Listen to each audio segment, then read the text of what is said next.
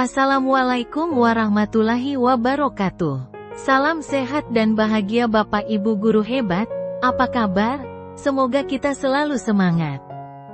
Pada kesempatan kali ini, saya Ngarmi peserta calon guru penggerak Angkatan 10, dari SD Negeri 01 Wiorowetan Kecamatan Ulu Jami, Kabupaten Pemalang, akan menyampaikan koneksi antar materi dari modul 1.1A8 yang sudah saya pelajari, yaitu kesimpulan dan refleksi dari pemikiran Ki Hajar Dewantara. Menurut pemikiran Ki Hajar Dewantara, pendidikan adalah untuk menuntun segala kekuatan kodrat yang ada pada anak-anak itu, agar mereka sebagai manusia dan anggota masyarakat, dapat mencapai keselamatan dan kebahagiaan setinggi-tingginya. Selanjutnya pemikiran Ki Hajar Dewantara lainnya, yaitu 1. Menjadi pemimpin pembelajaran.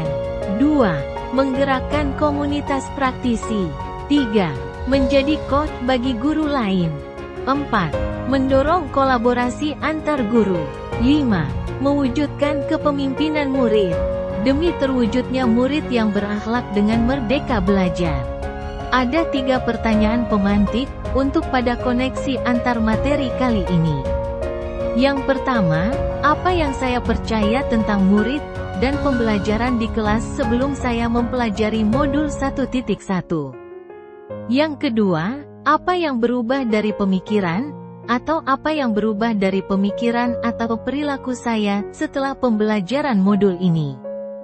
Dan yang ketiga, apa yang bisa segera saya terapkan lebih baik, agar kelas saya mencerminkan pemikiran Ki Hajar Dewantara?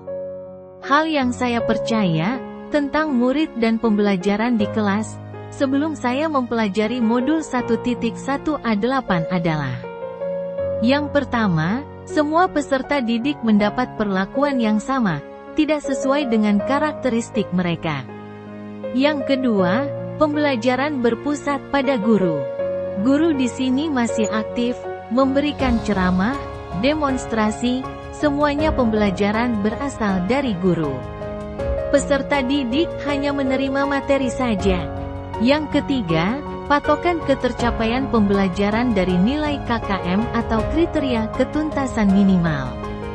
Yang keempat, ketika peserta didik tidak menulis, maka dianggap tidak belajar.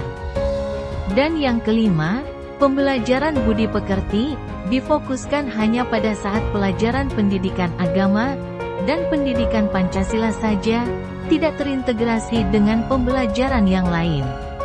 Hal yang berubah dari pemikiran saya setelah mempelajari modul ini, antara lain, yang pertama, setiap peserta didik memiliki karakteristik yang unik, yang berbeda dengan peserta didik yang lain. Yang kedua, guru bukanlah satu-satunya sumber belajar siswa. Yang ketiga, ketercapaian belajar tiap peserta didik berbeda-beda. Yang keempat, kegiatan belajar tidak hanya dapat dilakukan dengan menulis saja.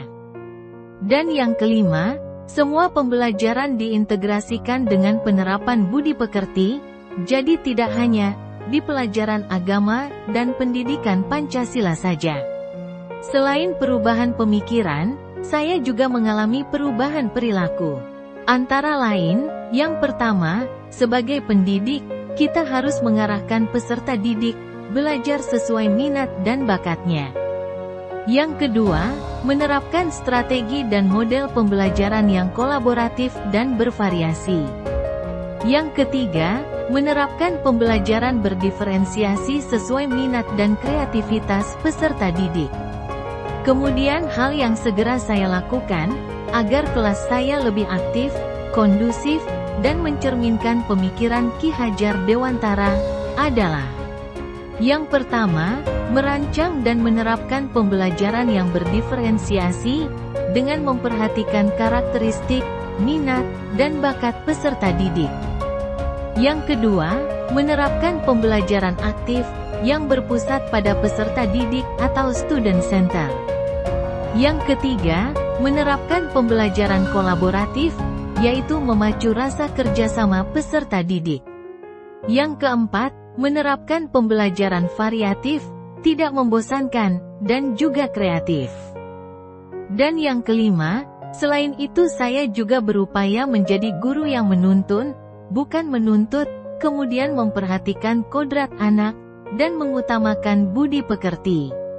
Saya berharap, dengan aksi nyata ini, dapat menginspirasi lingkungan belajar di sekitar saya, hingga menjadi lebih baik lagi, berdasarkan pemikiran Ki Hajar Dewantara.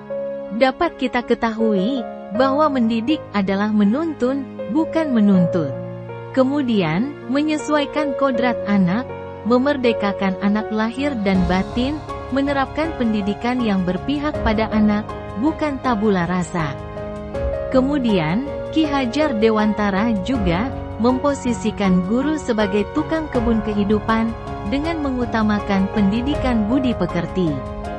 Di sini, saya mengambil kesimpulan, bahwa pendidikan adalah menuntun segala kekuatan kodrat yang ada pada anak dengan hati.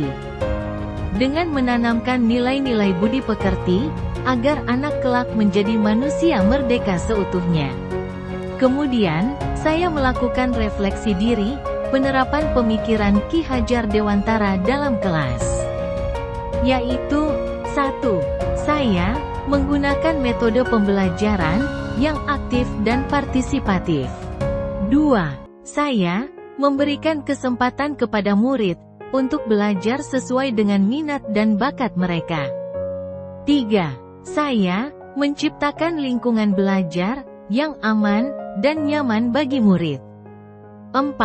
Saya selalu berusaha untuk menjadi contoh yang baik bagi murid. Sekian dari saya, semoga bisa bermanfaat. Salam guru penggerak, tergerak, bergerak, menggerakkan. Terima kasih atas perhatiannya. Wassalamualaikum warahmatullahi wabarakatuh.